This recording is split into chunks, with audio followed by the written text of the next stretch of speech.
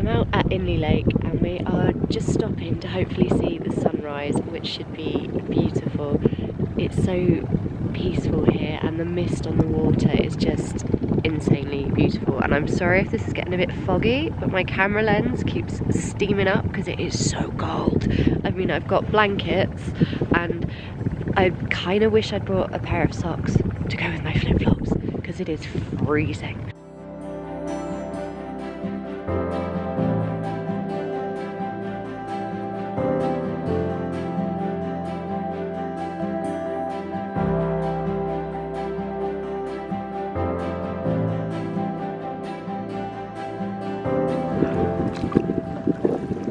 Good man. Well done. So the fish you just saw there were this guy's morning catch so far, and then our driver just dropped his oar in the water. But he got it again, so it's all good. We're fine.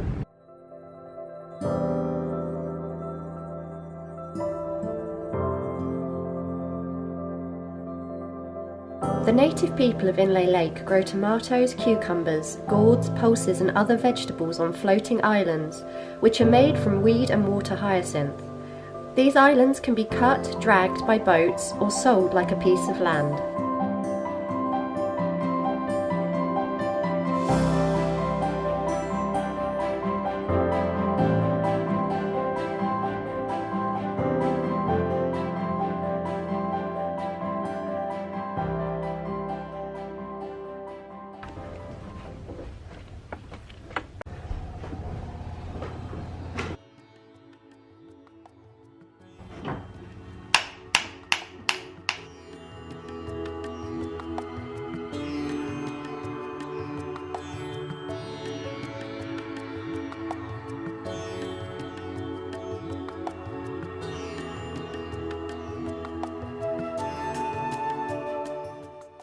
So we're just at the floating market and we've got out of the boat and you actually kind of walk along. I don't know what I expected, but I didn't expect there to be somewhere to walk. But yeah, there's all sorts of stuff for sale. I'm just trying not to fall over, knock anyone's stuff off or anything like that while I talk to you.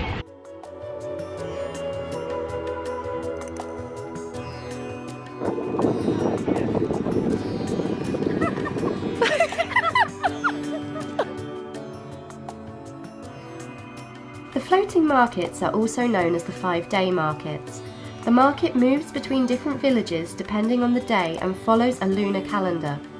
If you want to visit the market in a specific location, check with the locals for the day it will be on in that village.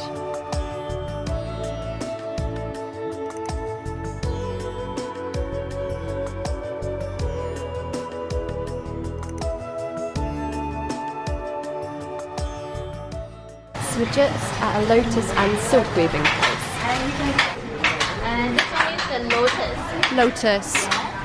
And this is the lotus plant. I did the lotus plant, so the growing in Inle Lake. These are the fiber from the lotus plant.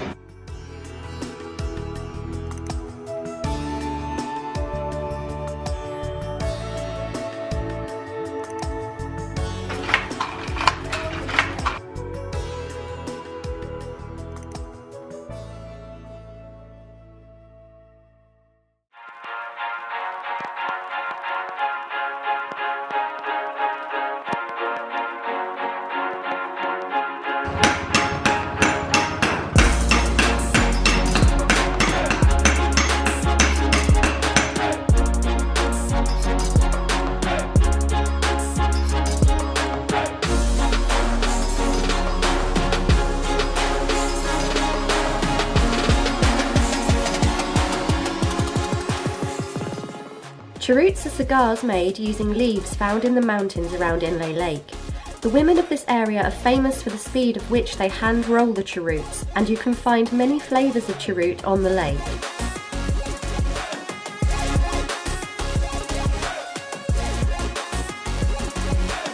So we stopped for a spot of lunch and we're now at Indein. So we paid more for the trip because Indein is further out than the rest of Inle Lake, and we had to pay 500 chat to bring the cameras in as well. So just to be aware, it will be a little bit more if you're coming here and if you want to bring your camera in. And the ruins are beautiful. I know I've seen ruins in Bagan, but these are quite different.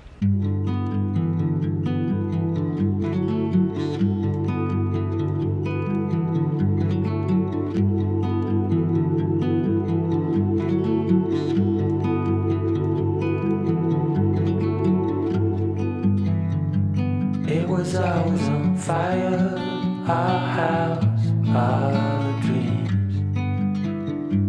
We were dancing on a wire, reckless it seemed.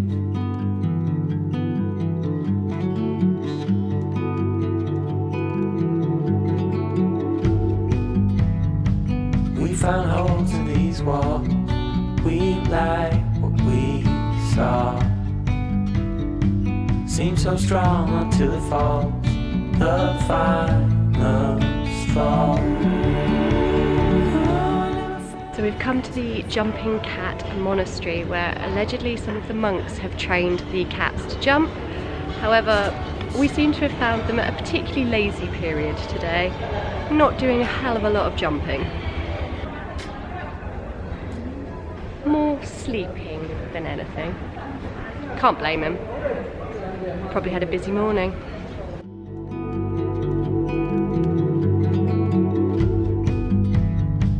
Living in a dark clouded haze, we danced, we fought. We were bound to make mistakes, real love we thought. But it was always on fire, our house, our dreams. We were dancing on a wire. Thought I should just do a little summary of my boat trip today on Inle Lake. It was absolutely incredible. Now, I got the name and number of a guy from a blog which I'm going to link down below in the description box for you.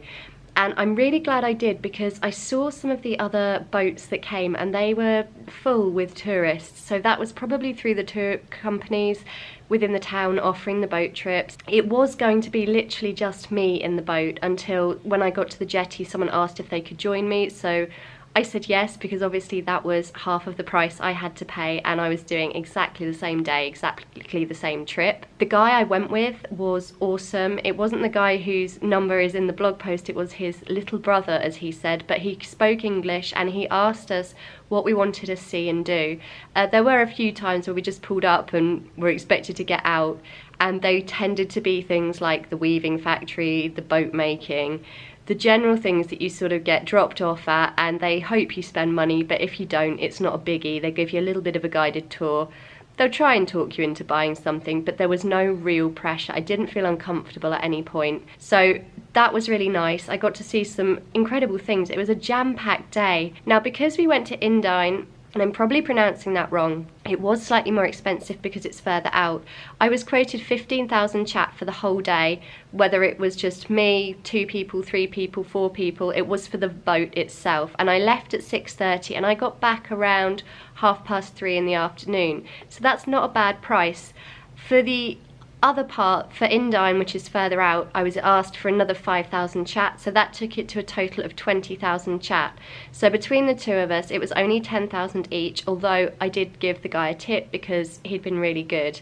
And it's freezing when you get on the boat in the morning at 6:30. Be warned, wrap up, super warm. They did give me blankets, I had a life jacket, I was really comfortable, but even with those, I was still chilly, so make sure you layer up.